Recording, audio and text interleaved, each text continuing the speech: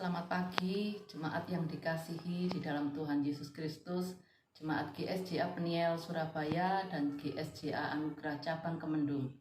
Kita bertemu kembali dalam program Gemar online GSJA Peniel Surabaya pada hari Jumat 11 Desember 2020 bersama saya Dian Purworini. Pembacaan pagi hari ini terambil dari Amsal 14 ayat 26 sampai 27 yang saya beri judul Takut akan Tuhan. Kata takut seringkali menghantui di dalam kehidupan kita. Ada orang yang takut gelap. Ada juga orang yang takut ketinggian. Ada orang yang takut akan kehidupan. Maksudnya, bagaimana masa depan saya? Bagaimana dengan jodoh saya dan yang lain-lainnya yang berhubungan dengan kehidupan. Bahkan yang sering kita jumpai saat ini, banyak orang takut hantu. Walaupun kita adalah anak-anak Tuhan yang sudah tahu bahwa sebagai orang percaya kita mendapat jaminan kemenangan terhadap kuasa gelap, termasuk untuk tidak takut pada hantu apapun. Sebagai orang yang percaya, juga disebut anak-anak Tuhan, kita harus takut pada Tuhan, bukan pada hantu.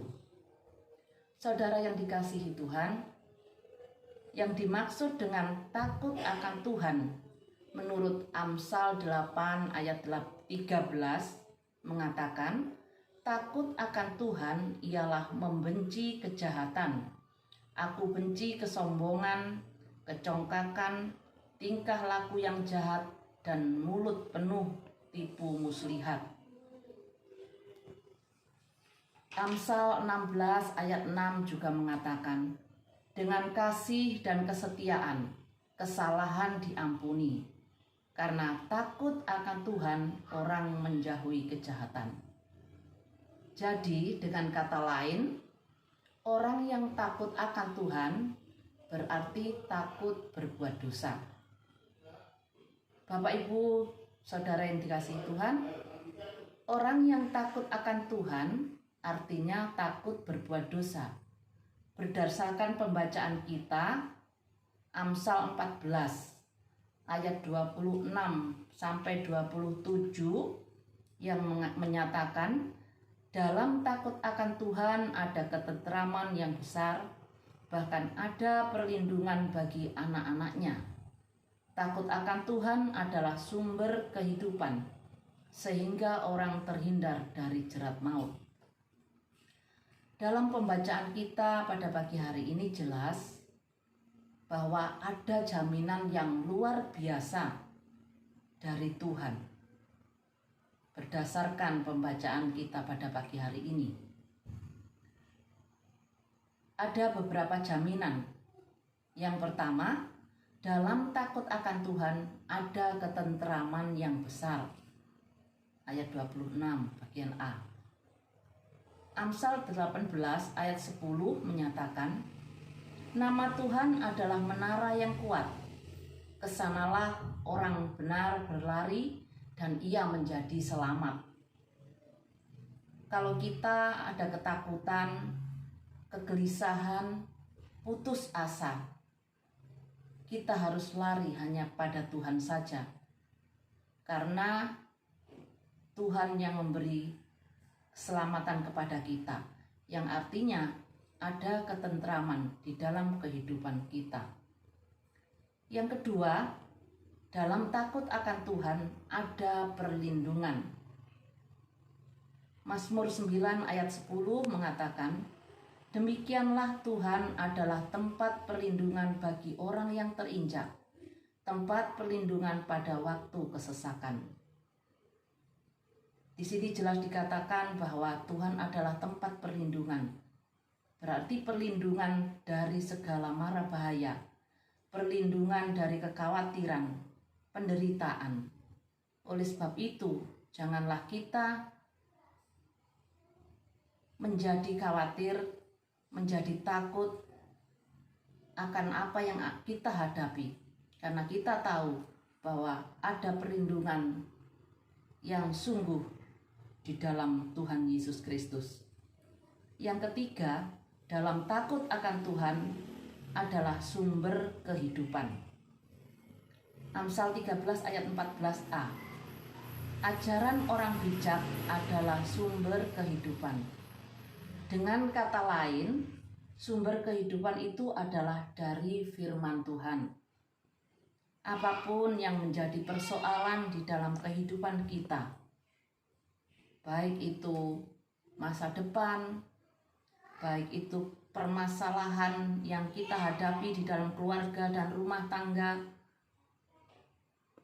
hanya firman Tuhan yang menjadi sumber penyelesaiannya. Yang keempat, dalam takut akan Tuhan, kita terhindar dari jerat maut. Amsal 13 ayat 14b. Sehingga orang terhindar dari jerat-jerat maut. Iblis tidak akan tinggal diam. Kalau ada anak-anak Tuhan yang setia, taat pada Tuhan dan menjauhi kejahatan, dia selalu mencari kesempatan untuk menjatuhkan setiap orang yang takut akan Tuhan dengan menebarkan jerat mautnya.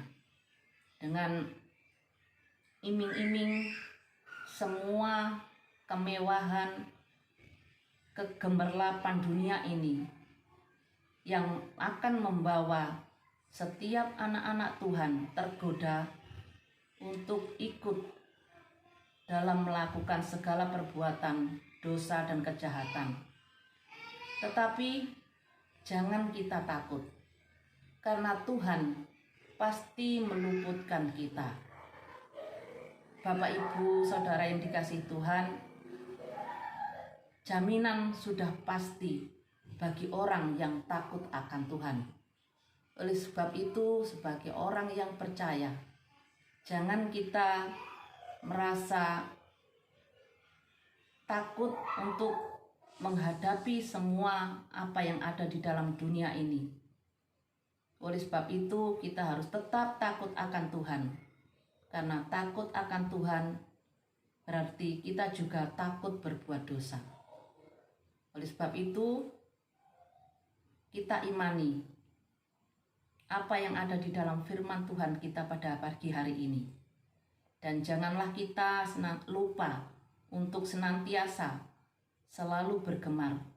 Karena melalui bergemar, gerakan membaca Alkitab rutin ini, kita dituntun dan selalu mendapat kekuatan melalui setiap firman Tuhan yang kita baca dan kita renungkan setiap hari.